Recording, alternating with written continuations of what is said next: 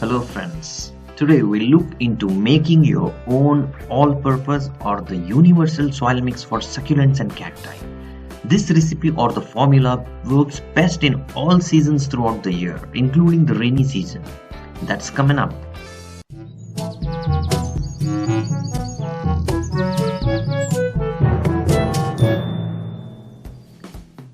Before I start with the ingredients to make your own all-purpose cactus mix or the succulent potting mix, you need to remember one simple basic concept.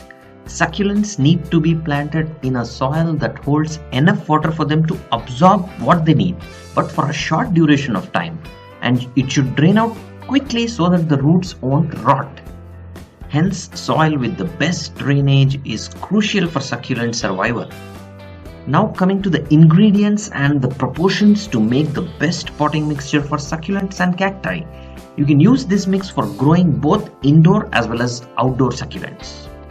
The first in the list is any good quality garden soil. This still remains the main bulk of the growing medium in this formula. You can take about 30 to 40% of good garden soil. Then the second ingredient is the sand. You can use river sand or the construction sand and not the sea or the beach sand for this, which is high in sodium chloride, that is salt. The proportion to use is about 30 to 40%. That is equal parts of garden soil and the sand. One important point to note here is about coco peat. Coco peat is not recommended especially for indoor succulents because it retains moisture, and some succulents have a risk of rot. Then the third ingredient is gravel chips or pebbles or even small marble or granite chips. This can be roughly about 10%. Then the fourth component is compost. This is actually not required for succulents and cacti because the natural habitats of most succulents and cacti is the desert. But still adding 10% of compost like the vermicompost or leaf compost or even cowdung powder and also some bone meal powder is beneficial for flowering succulents. You can optionally also add about 5 to 10% of neem cake powder. That's really effective in preventing root rot from fungus and other harmful pathogens. Then the fifth component is perlite plus horticultural charcoal like wood charcoal pieces or biochar pieces.